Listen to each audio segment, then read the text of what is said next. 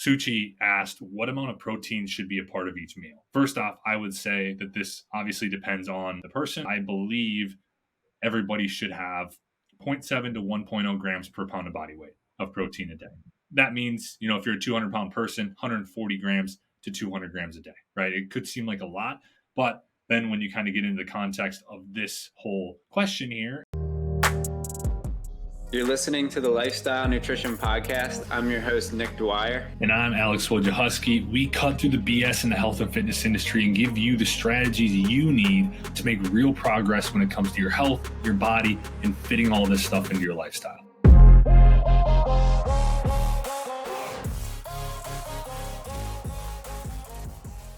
What's going on, dude? How's life? What's up, Nick? Pumped to be talking with you again here, and we're on fucking video, which is awesome, but life's going pretty good. So a few days ago, my answer would be a little bit different there, I think, but this last few days I've been back into a groove, getting shit done, feeling good, and honestly, I only have 2 weeks left of my regular job here, and then I go full-time on nutrition. So we got exciting stuff coming here around the corner. Yeah, I'm pumped. I'm a little scared, not gonna lie, a little scared, but I'm pumped to finally just kind of have my back against the wall and be able to get rid of the life raft, so to speak. That's what I'm kind of trying to get, is just get rid of the life raft. It's going to be difficult. It's not going to be easy. I'm trying to work on budgeting a little bit here towards the end of the year, cut out some unnecessary shit. I've always been a big supplement guy, and so I'm cutting out just some of the supplements I don't necessarily need and just kind of keeping a few of the main players, the magnesium, the vitamin D, the fish oil, stuff like that in the repertoire, getting rid of all the exotic shit. Yeah, getting rid of my detox teas, my shakes, my all that bullshit. But how you doing, man? No, well, first, dude, that's awesome. I'm excited for you. I know you're gonna crush it. You've been killing it the last since I met you, and now that you can put all your time into just nutrition coaching and all that, you're gonna kill it, dude. But yeah, everything's good. I've been pretty into editing and creating content recently, so that's been good. I've been making a lot more reels, but over the last couple of days I've been trying to catch up with it, because I was making my videos I think a little too long for what they needed to be, and I was putting probably a little too much time into it for having 30 straight days in a row and me being relatively new into it. So trying to cut the time back on them a little bit, maybe 20, 30 seconds, just so people can follow along a little bit easier. But yeah, it's been good. My sleep has been awful though. Why? Is it because you've been up so damn late, or what? Yeah, I've just been up late, working more. Last night, I finished work probably around 7:30ish, and then I went to have dinner with my brother and my dad, because my brother's home from school, and we were just kind of bullshitting around, just hanging out for probably till 10, 11, and then I was fuck, I have a lot of stuff to do. I have to take off most of the day on Friday, so I drank an energy drink and just stayed up until 3, and I haven't really done that in a while. Fuck. That'll do it. That'll do a number on you. Yeah.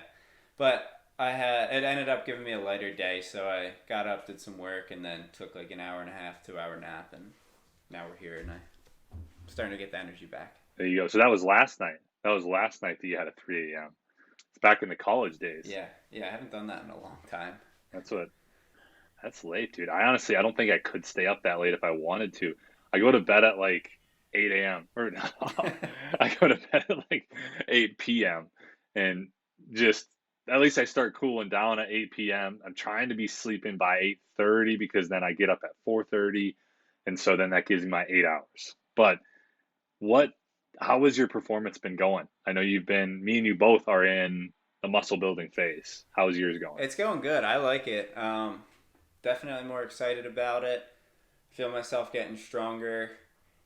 Yeah, I think I need to start tracking calories though, and just make sure I'm in a good range where I'm getting enough protein, but I'm not, I don't want to do a crazy bulk where I put on a bunch of fat and then have to go crazy with the cut. So, but yeah, I think I'm starting to get stronger, and Yeah, doing a lot of same muscle group supersets with, so it'll be like 6 to 8 reps of like a compound exercise, and then 15 reps of an isolation exercise with like a 3 to 4 second tempo. So that's been like, I'll do one set of that for, say, my hamstrings, or not one set, 3 to 4 sets of that for my hamstrings, and I'm like already like, fuck. Jeez, you're up in the intensity. Yeah, starting to. I mean, it's 4 days a week, and there's not a ton of exercises per muscle group, so I can kind of do that superset and be done for the day for each muscle group. So it's not too crazy yet, but once I really start to bring the reps in reserve lower, like get close to failure or like hit failure, I think I'm going to be pretty damn sore. But yeah, how's it going for you? It's going good. It's going good. I'm definitely, I ate too much food this weekend, which, I mean, I guess if you're in the bulk, you're trying to put on some muscle. It's not the worst thing in the world, but I probably got to start tracking my calories a little bit more closely. I've been trying to do some days, but then other days I'm like, I don't fucking feel like doing it. But I did hit one of my biggest PRs in the gym ever this last week, where so I have, right now I've got three lifts that my goal with my performance. It's more of like a performance plan. I guess I'm not necessarily muscle building. It's more for me, I'm trying to hit certain targets. So I haven't really had a goal in the gym to go after for a while, for probably at least a year. And so I'm going at like deadlifts, I'm going at alternating backwards lunges, barbell, and barbell standing shoulder press. And so I made my goal on barbell backwards lunge, which is one of my favorite exercises. Honestly, I love it. Get that fucking glutes, get those big glutes, get those glutes. And so I went in, and the most I've ever done was 275 and like by 3 each leg. And I was kind of a little bit scared to try anymore. And I went into the gym on Sunday. I think it was Sunday. Yeah. And I was like, okay, I'm going to go up. My goal was 300. I want to do 300 by 3. And I did 275. I was like, shit, easy. I go up by like 10 pounds, and I was like 285, easy. And then I was like, fuck, I'm just going to go up to my goal, 300 pounds, 3 by 3 each leg, easy. I was like, fuck. So I was like, I'm going to do 3 plates. I'm going to do 3 plates. And I did 3 reps each leg, easy. And I was like, what the fuck is going on? Now, I did get a lot of food in the day before, and so it was perfectly fueled for the workout, but I have not felt that good in the gym in a while. Dude, that's a lot of fucking weight for reverse lunge. It felt really good. It was scary. It can be a little bit scary because it's not the most like stable, when you're backwards lunging, but it's one of my favorite lifts. Yeah. I mean, it's a great one, but holy shit, 315. I have no idea what I could even do on that. I like the leg stuff though. I mean, all my growing up, hockey, big leg activity. In baseball, you work a lot of legs and explosive shit, and so I kind of have that base of a lot of training on legs in the past. It's my favorite thing to hit, which is probably a very small percentage of the population loves legs. Yeah, I'm definitely not a leg day lover in terms of, I have fun with it, but I know the importance of it, and I know if I just train my upper body, it's not going to serve me as well with a lot of things. So, yeah, that's how I feel. And shit, dude. Well, let's get into some holiday questions, or not Christmas questions, winter questions. So we both live. I know I'm from Minnesota. You're in Philly. We both live in what one would say colder climates. I think mine a little bit colder than yours. But with this getting into winter, with our bullshitting, we wanted to start adding in, like we did last week, just some more, little bit more of like a structured thing after we kind of talk about our lives a little bit. And so our first question for each other, the first one I got for you is, what is your favorite thing about winter? I would say probably Christmas. Yeah, I'm going to be honest, there's not that much that I like about winter. I used to love the snow. I always thought that was so much fun. Like, I always wanted to go sledding, snowboarding, like on the hills around my neighborhood, stuff like that. But yeah, I definitely have to say Christmas. That's a good one. That's a good one. I would say for me, it's when it's over. No, no, I honestly I hate winter, but I'm with That's me. you that it used to be awesome. You know, playing in snow, making fucking frosty, making we would always I played hockey growing up, and so outdoor puck is the best. And I actually do still play in a league, so maybe that's my favorite thing is like either skiing. I do love skiing, even though I don't do it enough. And I played in for the first time in a while. I've kind of gotten away from hockey, but it's kind of my first true love, hockey. And I got into a winter like outdoor league this last year with some of my buddies. And so we got a squad, and that's a lot of fun. That's like Saturdays and Wednesdays coming up. I think next week it starts if the weather is good enough. It's been a little bit warmer. Yeah, dude, that's awesome. So you said it's outdoor. Outdoor, yeah. Outdoor. It's the best. Get a nice workout, and that's my cardio. That's my cardio in the Oh winter. yeah, that's great cardio. Yeah, I've never played hockey before. I feel like I can't skate well, so I feel like I get rocked. Yeah, you might want to start with learning how to skate a little bit more, and then start getting into the. Then you can come join our league. I don't know about that, but we'll see. How about least favorite? What's your least favorite? I'd say how fucking dark it gets. I hate waking up. Well, I guess when you wake up, it's not that dark, but I hate getting to 4 o'clock and it just being so dark and like I don't know. I definitely feel that the seasonal depression hit sometimes because of that. Because it's just like I don't know. I don't know what it is. I guess it's the lack of That's a sunlight. good one. Yeah. No, that's a good one because I remember back when I used to work in the office at my jobs that you'd go in, it'd be dark, and then you'd leave and it'd be dark and be like, shit, like I can't find sunlight to save my life. So I think that's a good one. I think for me, it's just how damn cold it gets. You know, I don't have as much of a problem with the snow, but when it gets to like -10, I'm like, all right, dude, like, why are we still here in Minnesota? So that's my least favorite is just these super cold days. I love getting on walks, but then it kind of gets a little bit more difficult because my puppers here, who is there's Coco. She's under the desk here. We'll maybe see if she'll be one of our first guests on the podcast. But she gets a little bit. She kind of start lifting up her paws, and and then we got to go back in. And so and I probably shouldn't be out in -10, but I like getting my movement, and I feel like shit when I look at my app, my health app on my phone, and it says like 2,000 steps. I'm like, dude. When we're going again, and I actually have my mic on. This is just kind of for show at the start, but now we're actually going. And so let's get. What do you say? We get into the questions now, Nick. Yeah, man. Let's do it. I can't even remember where we were at when we stopped. Let's start with one of your questions. I think you had some good ones that were very related to what we usually talk about. Okay, cool. So I'll go first here with Jennifer. So Jennifer, she asked, first off, why are there so many differing opinions, like from the experts, on the amount of water a person should drink each day? And then she asked, what effect does water have on the body and fat loss? And first off, this is an awesome question.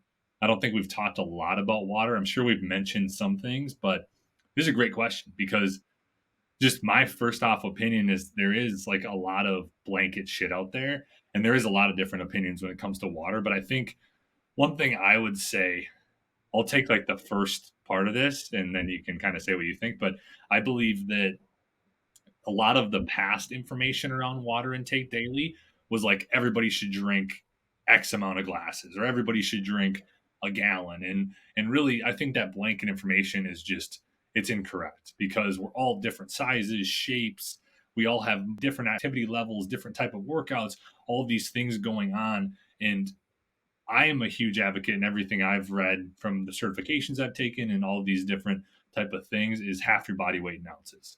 And I think it's that makes a lot more sense to me because it's like different for every person because we're all different. How could it be one like actual amount for everybody? And so I think half your body weight in ounces, adding 15 ounces for every hour of exercise, also taking into consideration the climate that you live in. If you're in a super hot climate, if you're down in fucking Florida or Arizona in the middle of summer and you're outside doing shit, and you're sweating a lot, you're going to probably want to drink more water. You're going to probably want to make sure you're getting in electrolytes to replace some of the salt that it's leaving through sweat. Yeah, I'd say the same thing. I don't know the reason for having different numbers show up, but like Alex said, having it more based around like your size, like the size of your body, makes so much more sense. And if you're seeing recommendations that are just very general, like 75 ounces a day or something like that, then I would probably steer away from that. If it's something that involves your body weight, maybe your height, something around those, then I would go that way. And then going into the second part of that, we've always gone through, or we've always learned that half your ounces in body weight, and then add 15 ounces for each hour of exercise. That's kind of the recommendation we always go with, and it makes sense to me. Absolutely, dude. And I didn't even answer the first part of that, like why are there so many different opinions? So I'm glad you answered that, because I have no fucking idea of that either. There's just, I think it's like anything. There's differing opinions on everything, though. It's not even just water.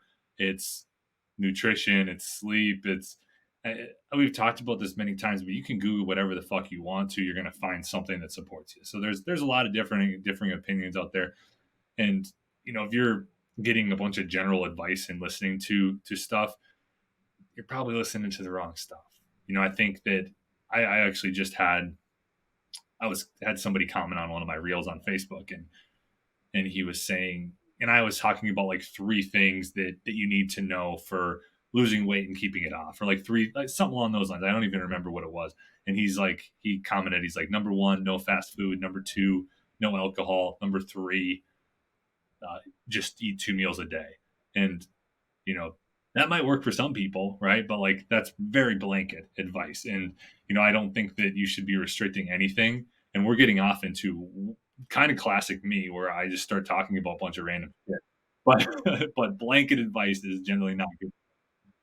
But how about the second part? What's your opinion on what's the effect that water has? I guess not your opinion, but like what do you think when it comes to the effect that water has on our bodies and on fat loss?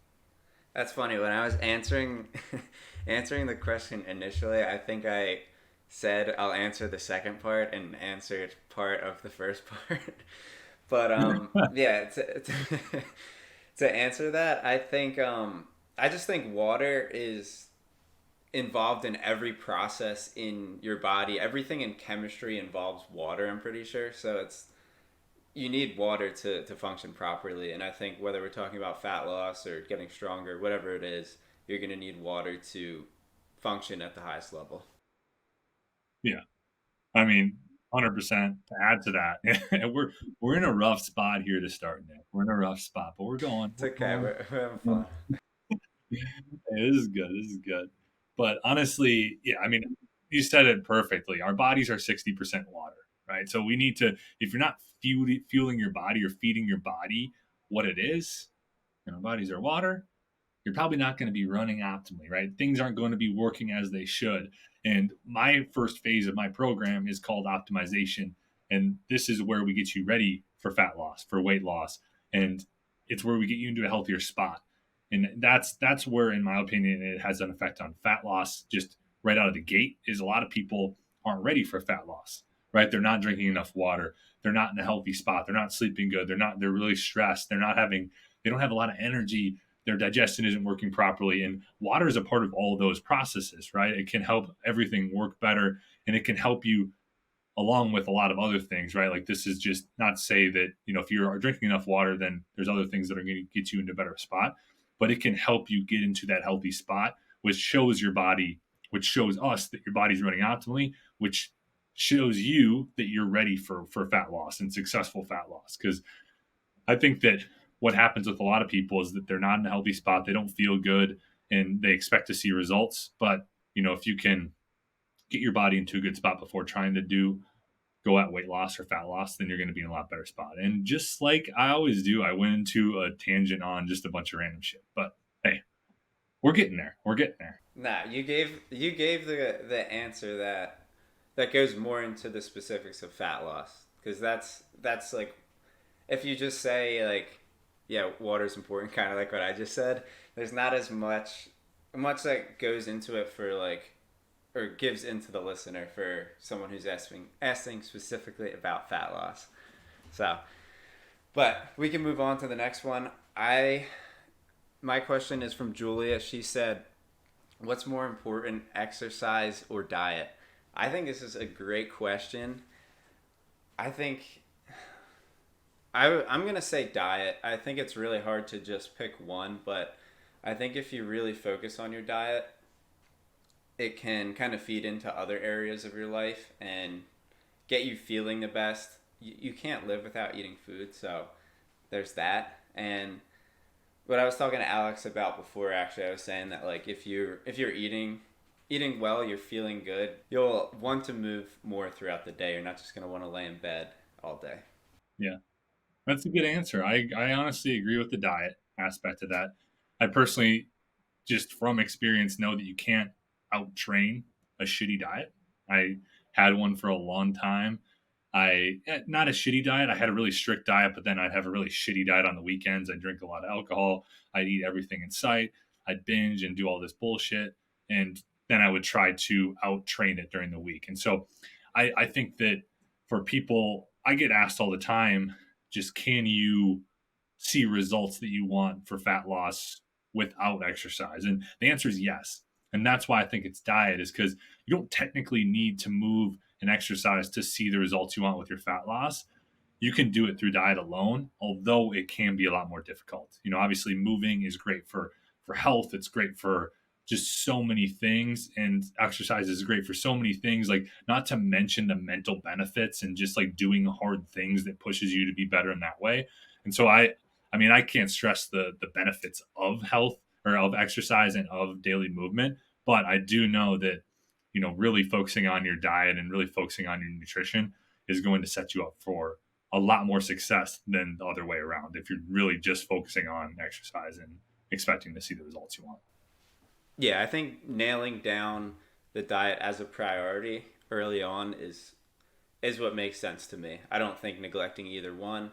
It's hard to say that one's like completely better than the other, but without like we had to answer the question somehow. So that's how I'd answer. Hey, without context, right? Like that might be different for other people, but without context, just in the context of which is better, like I kind of went to diet just because you technically don't need exercise to see the results you want, unless if you're trying to build muscle.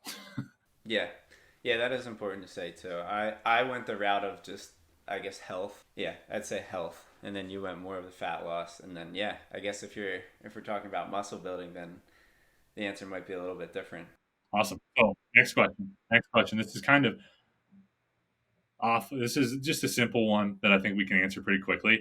But Suchi asked, what amount of protein should be a part of each meal? And I think first off, I would say that this obviously depends on the person, their goal. My advice around this is just first off that I believe everybody should have zero point 0.7 to 1.0 grams per pound of body weight of protein a day.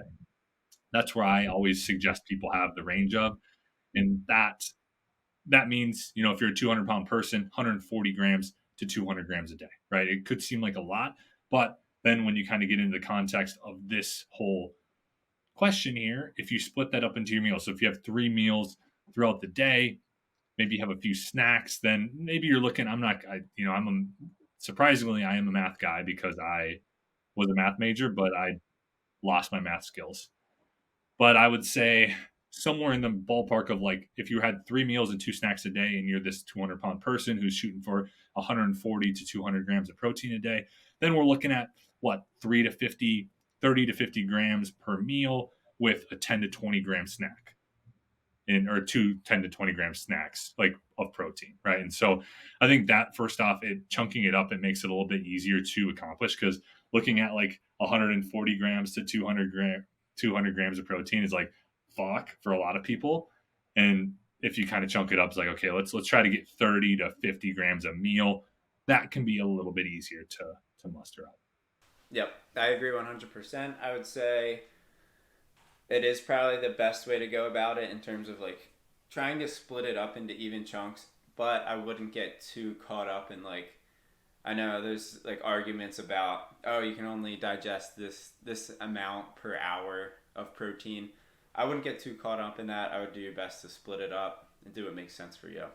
Yeah, that's getting pretty in the weeds. So yeah, I agree. Like, don't worry about that. Try to get as much as you can in. It can be difficult for a lot of people, but I think we could probably talk about on a future episode just things around getting more protein in, because I know there are a lot of people who really struggle with this. I deal with, I feel like most people aren't eating enough protein, and so we could probably do an episode down the road where we talk about just ways to get more protein in and make your life easier on that. Yeah, that's a big one. I honestly always forget about it because I'm just so used to it at this point. I've always like reached for things that have protein, and it's like just second nature to me. Not that I always get enough protein in, but I'm always thinking about it. But yeah, I think it's a great one. We should jump on. 100%. What do you got? What do you got next here? All right, this was a good one. This one was from Connor. He asked for tips for college athletes in season. So I'm gonna let you start with this one, Alex. You were an athlete. You're a college athlete. So what do you think? Yeah, I did honestly, in my days I was not good with this stuff, right? I drank way too much. I didn't eat a lot of quality foods. Honestly, it was towards the end of my career when I started playing actual pro ball, where I started, or I guess before I even played pro ball, I kind of put it in gear and started actually focusing a lot more on my nutrition and trying to manipulate it that way. But my I know now what to do, but I didn't do the right things back in my day. I was definitely drinking a lot. I was eating less quality foods. I was not focusing on my sleeping. And so I would say, first off, making sure you're focusing on recovery, making sure you're focusing on, getting plenty of quality sleep each night, eating some quality foods. Obviously, if you're in college, maybe you don't have as much access to the quality foods depending on where you're at.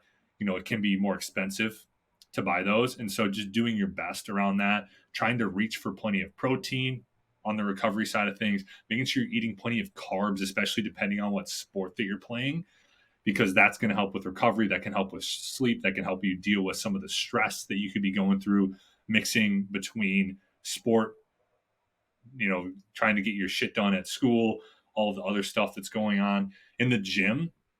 I would recommend, not going crazy, but also making sure that you are pushing some heavy stuff as well, and focusing on just keeping the muscle that you have, keeping, the body that you have, because that's going to help you with performance in your sport. And obviously, kind of getting context on the sport would probably help a little bit, but this is all going to be more general advice.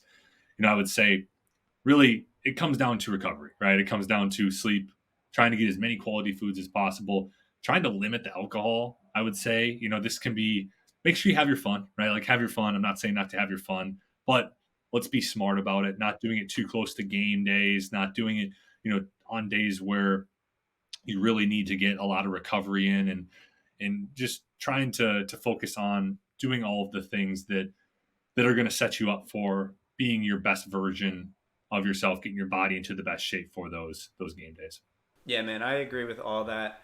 I'd say, like Alex said, focus on that recovery and your diet, the quality foods, sleep, because the whole point of what you do in the off season and all around that preseason is to get in the best shape as possible, get as strong as you can, have the skills.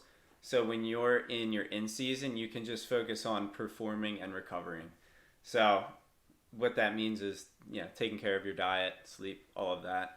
So I don't think I need to really go too much more into that. I think you've touched on it, but again, with like the drinking and the sleep and that kind of stuff, just focusing on taking care of that so you can perform your best and then just recover for the next game you have.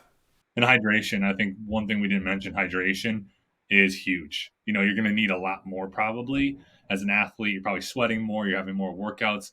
And one thing I just want to harp on a little bit is just, I know when I was going through my workouts and stuff during in season, we kind of half-assed that shit, and we didn't put as much effort in. There's nothing against any of my trainers that I had, but sometimes it was pretty soft workouts. And I know now, just from some research and different things, that you definitely don't want to do soft workouts in season. You can do some where you're like you're not focusing on pushing, but you do also want to make sure you're still pushing weight around and you're still keeping that intensity up, because it's all about keeping what you have, right? We don't want to get all of this muscle in the off season, get all this power and all this stuff, and lose all of it during the season. And so making sure that you're doing the stuff, one, to recover, and two, to keep all the muscle, the power, and that stuff that you have, so that you can be, like I said, the best version of yourself and the best athlete for your games. Yeah, yeah. I actually meant to touch on that. I forgot to. Um, Yeah, like not having workouts where you're absolutely like crushing yourself with tons of volume, but get like a solid workout of those compound movements that you worked on in the off season. Push the weight on a set or two, making sure you're still like hitting those high sets with high weight, and then backing off, moving on, and then focusing on other things that are going to help you recover and stay mobile and stay like powerful. So, and then staying, I wouldn't say stay away from accessory work, but like I wouldn't try to like pack on a ton of muscle during your season. I would save that for the off season. Like I said, keep the volume a little bit lower so you can recover and not be like achy and use all that for just for building muscle. Yeah, no, I like it. Maintain, recover. Don't drink too much. Have your fun still, though. Awesome. Oh, we'll do another few questions here. I got Randy. So Randy asked, how much strength training is enough, and is cardio a daily thing? And I think this is a good one. I'll hand it off to you for this one. What's your thought on this? Yeah. So how much? Yeah, how much strength training is enough? That's a tough question because everyone's different. Like if you're a beginner, like we talked on to last episode. It was last episode. It really depends. Like one could be enough for you in the beginning, but I'd say, well, and then again, it depends on the context. Are you trying to build muscle, trying to lose fat? I'll say in general, to build a little bit of muscle and lean out, I'll say between 2 to 5 times a week is probably the sweet spot. And then cardio being a daily thing, I think it can. I don't think it needs to, and I don't think it should be if cardio for you is like a 2 hour bike ride where you're going fucking ham and you're sweating your balls off. But it can be a daily thing if that gets you moving, gets you feeling good. As long as it's on the lower intensity side, that's where I'd leave that at. No, I think that's good. I definitely, on the strength training side of things, I think everything that we talk about on this podcast really depends on the person, and that's kind of one of the reasons why we do it. Is there's different advice in trying to help people cater it to themselves, and understanding, first off, like you said, where you're at with strength training. Are you new? Are you have you been doing it for a while? What are your goals? And from there, just first off, doing what you can be consistent with, that's enough, right? Like if you're trying to push it over the amount that you can actually stick to on a weekly basis, you're just going to drag down your confidence. You're just going to be frustrated, and you're not going to end up seeing the results that you want.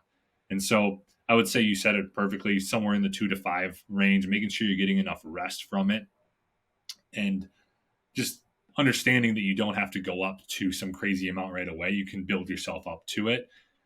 And then cardio daily thing, it depends also on what you view as cardio. I like that you said low intensity. I walk every day and I try to shoot for 8,000 steps a day. And that's most of the cardio I do. Like I've started to do more racquetball, which is, I fucking love racquetball. Try to beat Brent's ass. That's my partner I play against, and we got some good games going. But racquetball in the winters, I'll start playing hockey. That'll be my cardio. I like to do more cardio that is fun, and then I walk. And so if you view walking as cardio, it can be a daily thing. If you view the Stairmaster and doing a bunch of high intensity shit as cardio, and that's the stuff that you're talking about, then no, it should not be a daily thing. Like make sure you're allowing your body to recover. All right. So Hunter asked, what is your favorite 5-day split? Favorite 5-day split. So Do you want to take this first? Yeah, I'm still kind of thinking of it because I feel like there's something I'm missing, but I'm gonna off the bat I'm gonna have to say upper lower, and then kind of a random day based on like whatever I feel like doing. But it would be set for a phase, so it would be like, all right, I want to work on my arms, then it would be a separate arm day. So that's kind of where I'd go with that.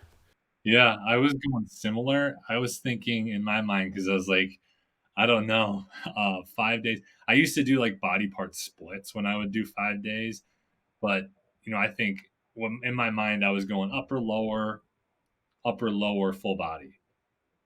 That was where I was going in my mind. You just want to be careful because that can be a lot of volume for some people depending on what you're doing. And so, the body part splits, once you get to five days, I mean, you could do push pull legs, full body or something. Like I don't know. Like, I'm trying to think of push pull legs. And then like you could alternate like over the course of like 6 days, push pull legs.